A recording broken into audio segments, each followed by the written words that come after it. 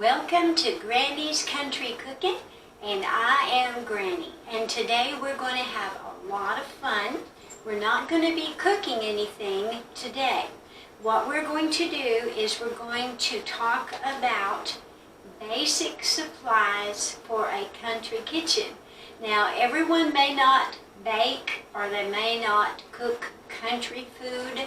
I'm not sure. This is what I've just been raised with.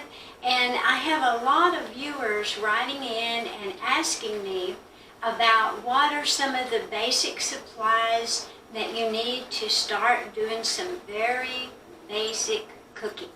And so that's what we're going to do today. We're just going to talk basic. And I don't know if you want to get a piece of paper and write some of these things down that you may want to get. One of the worst things in the world is to be halfway through a recipe and it's in the evening, you're already in comfy clothes, you don't feel like stopping everything and going to the grocery store maybe 10-20 miles away. So what you want to do is make sure you have the supplies in your house that will make the recipe you want to make for that moment. And so what we're going to do is today we're going to talk about very, very basic supplies. Now, you don't have to get everything at once. I know that people have incomes that are restricted, and I thoroughly understand that.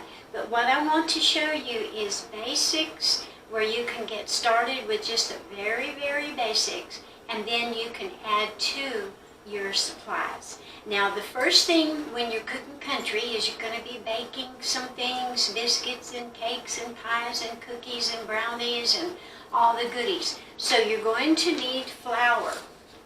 Now, as you can imagine, this is not the size I buy. I buy 25-pound bags of flour and sugar. But I got these to show you because the big bags don't fit on this table. But anyway, I wanted to show you all-purpose flour is what I basically use. Now, yes, this is a magnificent brand, but you get the best that you can afford, and it's okay. I have used every brand. I have used some that were not the most expensive, and as long as you use sifters and you're careful with it, it'll be okay. So you want all-purpose flour. And as far as a beginning, I would say buy a 5-10-pound bag of flour and have it on supply. Then there are different kinds of sugar. People don't realize that there are so many different kinds of sugar. Now, this is a very good brand, granulated, extra fine, pure cane sugar. Yes, you can get other brands, so that's okay. Other brands are good. They may not be quite as fine.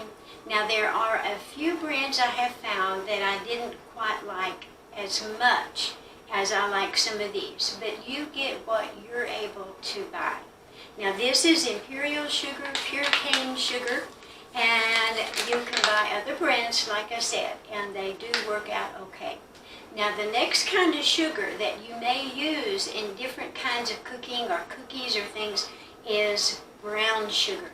As you can see, this one's already been opened. This is a light brown sugar. You use this a lot in cookies and making some kinds of frostings. Very, very good. That's brown sugar. This is white powdered sugar. And the reason why you want powdered sugar is some cookie recipes or frosting recipes will want you to have powdered sugar. So if you could get just a small bag of some of these to have on hand, you'll have some of your basics. This is powdered sugar. Good brands. I've used many different brands. Now, in my cooking, I have found through the years I've used many different kinds of salt. But my favorite is sea salt because it tends to give a richer flavor. Sometimes you don't have to use as much, and it brightens up the food flavor so much better. So you are going to need salt in your cooking, and I use sea salt. I recommend sea salt. Very, very good.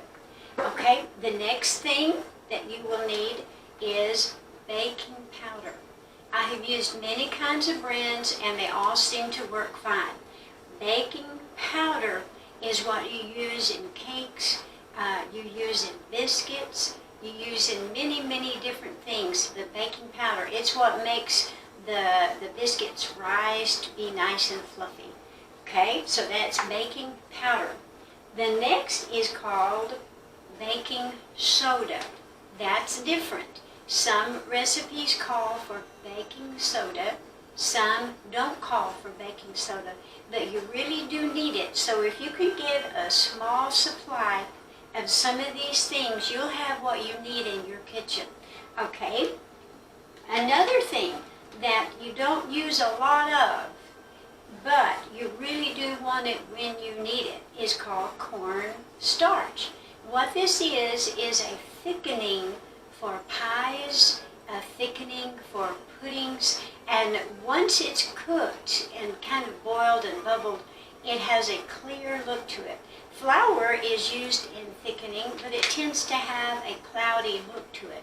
Corn starch will be clear. It's beautiful. When you first use it, it's a white powder, but when it cooks, it turns into clear.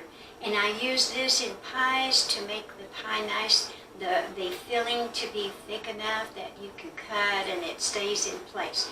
Corn starch, very, very good. Now in baking, you're going to need Mexican vanilla. Now yes, you can use imitation vanilla, you can use the pure vanilla, different brands, that's okay. I have always used Mexican vanilla, and it is pure. What I found out was sometimes I would cook when I was younger and I would use imitation vanilla, but the food didn't taste very good when it came out of the oven, and I didn't understand. What was happening is that imitation vanilla cooks out of the food. Pure vanilla stays the flavor in the food. And my preference is Mexican vanilla. Now I'm using a brand called Baba Grands. And if you want to find out where to get this, just email me. And I will give you all those addresses here in a little bit. Now, when you're cooking, I had a lady a while back they had never done baking before. And I'm so proud that she asked me, because she said in the recipe it said 1 teaspoon of vanilla. And she said, what is a teaspoon? Because she had never baked before, and that's okay. Many, many people, young people, men, women, all ages, teenagers have never baked. What I want to show you is you can buy a set of measuring spoons just about anywhere, discount stores, grocery stores, anywhere. And the biggest one is a tablespoon. The next biggest is 1 teaspoon. The next one in size is 1/2 of a teaspoon. And the smallest one is 1/4 of a teaspoon. A lot of recipes you'll find that they're calling for maybe 1/4 teaspoon of salt, or maybe 1/2 teaspoon of vanilla, or baking powder or something, and that's what they're meaning. This is your measuring spoons. You could use another spoon, like a coffee spoon or something, or a cereal spoon, but you might not get the right measurement. So you want to make sure that you get a set of measuring spoons. There are many different kinds. There are metal, stainless steel, there's plastic, there's wooden ones, there's glass ones. Whatever you want to get is fine. And don't worry, you don't have to spend a lot of money getting some of your basics. Just buy a little bit at a time to start filling your kitchen. You don't have to buy a ton of stuff, so don't worry. Just buy a few basic things to get started. Now, there are measuring cups that you will need to use. This is the stainless steel set of measuring cups. I have all the different sizes, and I was going to show you a glass set. You have to be careful, not with little kids around, but this is a cup measurer. You would not want to use a coffee cup. I have known people to use a coffee cup to measure flour with, and that's all right if that's what they want to do, but you're not sure of the right amount. Now this would be to measure like 1 cup of flour. You'd have it come to the very top, and then that would be 1 cup. In a measuring set of cups, you have 1 cup, half a cup, it's half the size. This is 1/3 of a cup size, and this is 1/4 of a cup. Sometimes in the biscuit recipes, they call for 1/4 of a cup of Crisco, and we will get that out in just a minute, or shortening. So I want you to see the different sizes of these.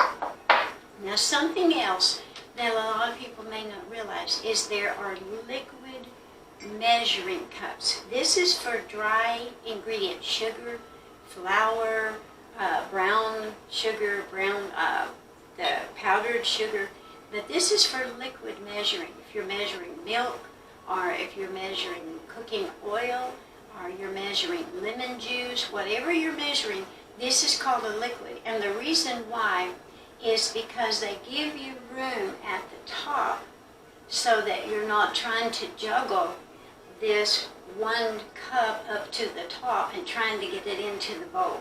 So this is a liquid measuring cup. You can get them in plastic, glass, and they are very reasonable in price. Now this one will show you up to here is 1 cup. You have to be careful because over on the other side it's millimeters, 250 milliliters.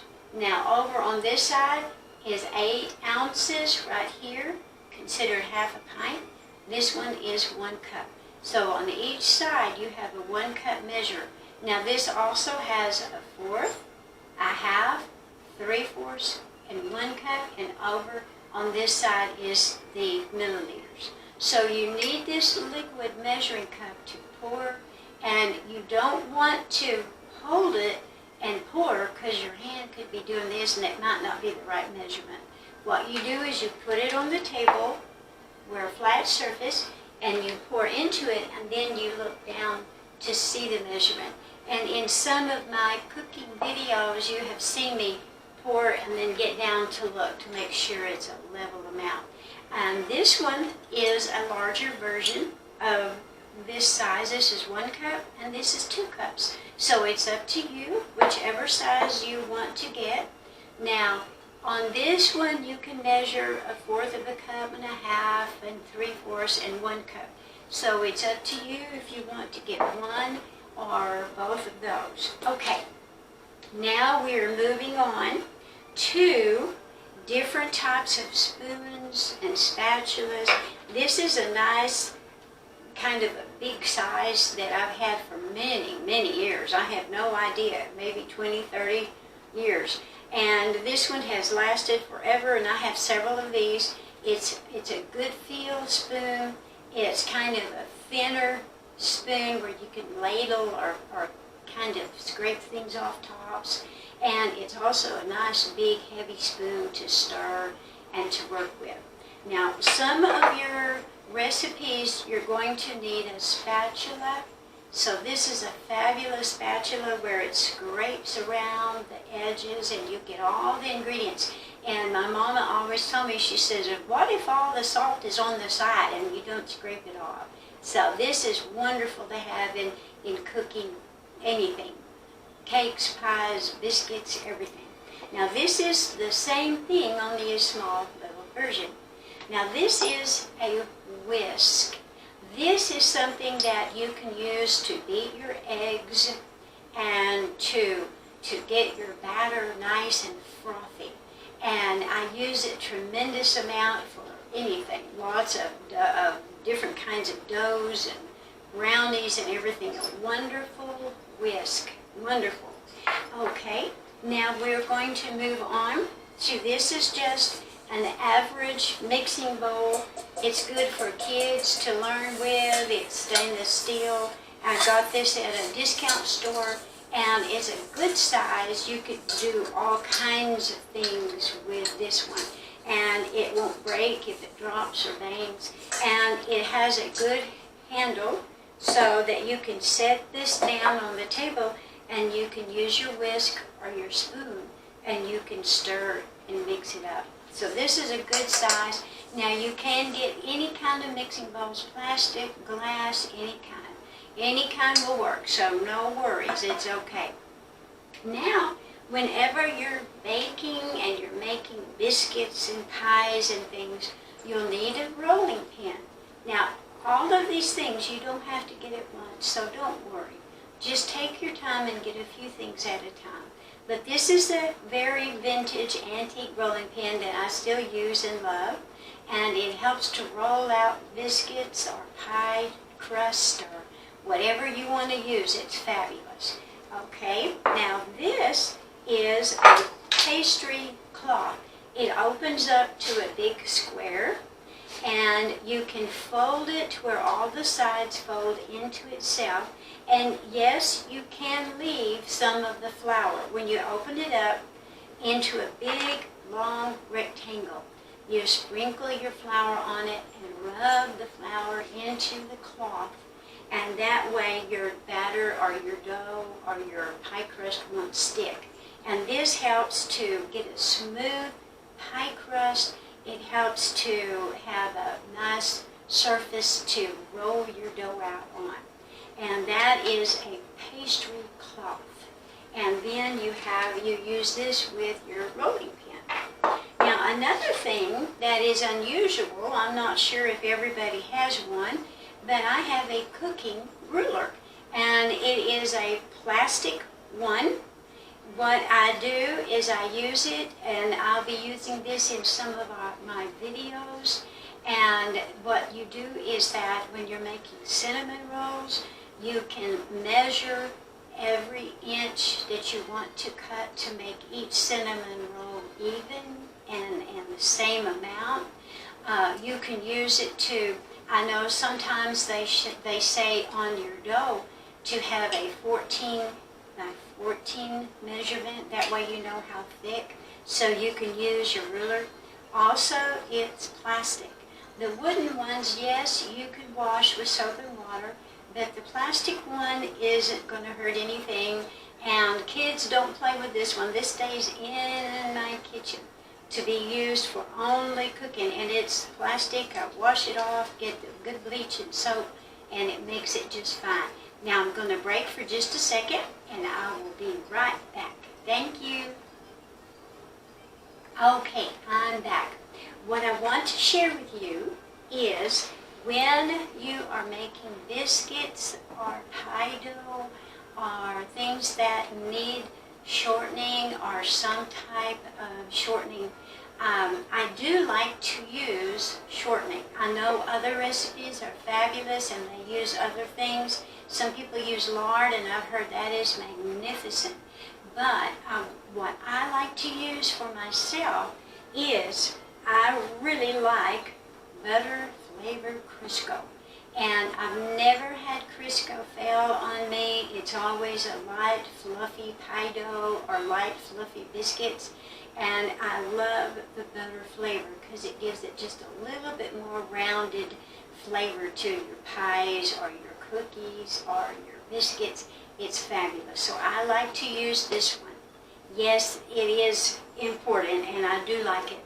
And yes, you can use the white Crisco, which is fine, and it makes wonderful pies and cookies, but I just like to add a little bit of the butter flavor, just a touch, and it gives it a little more rounded flavor. Now, in some of your recipes, you will be asked to have cooking oil. Now, you don't have to buy this size. I buy huge amounts of things because we live way out in the country.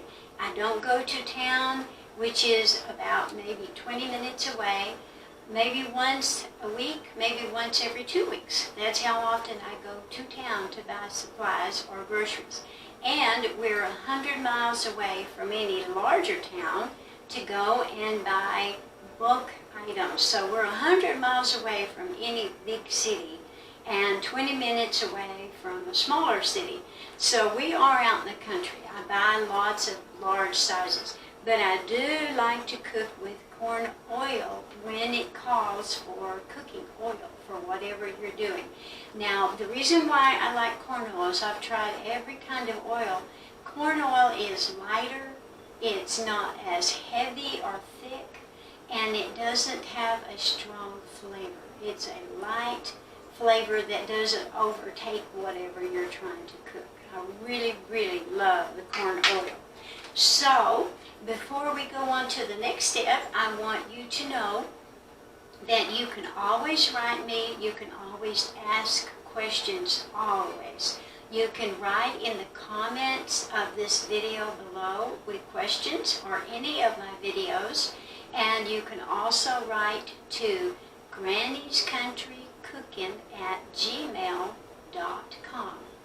Also, I'm on Instagram and Facebook, so I would love to have you write me if you have any questions about the basic supplies. Now, before I forget and go on to something else, I wanted to show you something comical, and I wanted to show you different kinds of milk.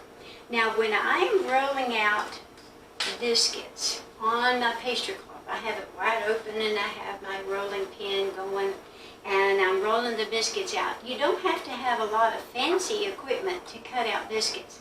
Now, if this is a green chilies can that I opened up both ends and took the label off, and I like this size of biscuits. It's a little bit bigger than some, but a little bit smaller than some regular biscuit cutters. Yes, you can use biscuit cutters if you want to buy them, and it's just great. But if you don't have a biscuit cutter, you can go and get a can, cut it out, and you've got your biscuit cutter. Now, if I'm wanting a little bit smaller size of biscuits, I will use a little tomato paste can, and it makes fabulous, pretty little biscuits, and you have more to share. So it's just fun to figure out little things that you don't have to spend a lot of money on. Now, the next thing I want to talk to you about is milk. Yes, you use a lot of milk in cooking. I use a lot of evaporated milk, and if you're going to use this in cooking, it will say 2/3 of evaporated milk, and then you measure on your liquid measures. But if you're running low on your drinking milk and you want to make gravy, you can use this, and it's out of this world gravy. Creamy. And what I do is I pour this can into a glass pitcher or something, and then I add the same amount of water to this, stir it up, and you've got the best milk in the world for cooking, out of this world. And if you don't have a chance to go to the store, like I may not have, keep a few cans of this on hand, and you've got your cooking milk out of this world. Delicious, creamy. Now, a lot of my cooking, I use regular milk. This is lactose-free. My husband and I have some stomach situations sometimes where we need lactose-free, and this one is fabulous. I love it. If you want regular milk, that's fine. Now, in some of the recipes, like cornbread and some of the delicious recipes, they're going to call for buttermilk. Now, I want to share that the low-fat buttermilk has never worked for me. Yes, you can use it, but it doesn't make as fluffy and poofy and delicious kind of a full cornbread or whatever you're using. What I like to use is a Bulgarian cultured buttermilk. It's the real thing, and you don't have to use a lot, maybe whatever the recipe calls for, half a cup or a cup. It lasts quite a while, so this is the best. This is what I like to use, the real Bulgarian cultured buttermilk. Now, I'm going to open up my little kitchen for you. I've never done this before, and what I'm going to do is show you inside my cabinets. Isn't that exciting? And this is the way my cabinets look. Now, one of the things that my mother taught me was to have a baking area. If you have a small kitchen in an apartment or wherever, you want to make a certain little couple of shelves for your baking supplies. Now, I have measuring spoons here, and this is a candy thermometer for when I'm making fudge and candies. Now, these are just little regular cup hooks that I put in the door. Now, this kitchen here has been around since I was a little bitty girl. And I raised up cooking in this kitchen, and I'm still cooking in the kitchen. So these little cup hooks have always been there, and I love it. Now, here I have my sifters, is what you will need when you're using your flour and making your biscuits. And I keep it right in here. I have some more measuring cups here. I have different things. Some of the basic spices is cinnamon, nutmeg, allspice. I would say probably if you're going to get a spice for baking, I would get cinnamon first. Then there's also the cocoa powder that you buy in a can to make brownies and different things, chocolate frosting and things like that. And this is just an area. I have extra flour and sugar. I have more mixing bowls. Here's a mixing bowl, measuring. Then I have some of my storage bowls up there. And this is a very relaxed, comfortable kitchen. I've had people tell me that. Even over on this little door, I have little notes to myself put up on the door. So you're the first time to get to see inside my cabinets. Now over here, I have different kinds of jars. I have the whole wheat flour, cornmeal, oats that are regular to go, powdered sugar, brown sugar, all of my tea, coffee, sugars, and flours. So I am so excited for you to get started in your cooking. And if you have anything that you want to ask me, please contact me and I will be glad to answer you. Now, I want you to, don't forget to subscribe to Granny's Country Cooking. Then touch that little bell off to the right-hand side so that you'll be notified when you have new videos that will be coming to you. Also, don't forget to write me at granny'scountrycooking@gmail.com. Also on Instagram and Facebook. And I love all of you guys.